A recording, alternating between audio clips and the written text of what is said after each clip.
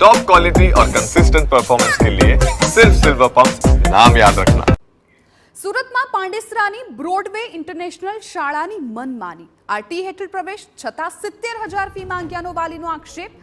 ધોરણ 1માં વિદ્યાર્થીએ આરટી હેઠળ શાળામાં પ્રવેશ મેળવ્યો હતો। ધોરણ 2માં જવા સોશિયલ એક્ટિવિટી ફી 70,000 ભરવા જણાવ્યું। ફી ન ભરવી હોય તો અન્ય શાળામાં પ્રવેશ મેળવવા કહ્યું તેવું વાલીનું કહેવું છે। વિદ્યાર્થીના વાલી દ્વારા જિલ્લા શિક્ષણાધિકારીની રજૂઆત કરવામાં આવી।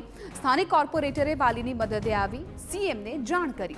સમગ્ર મામલે જિલ્લા શિક્ષણાધિકારીએ તપાસ હાથ ધરી છે।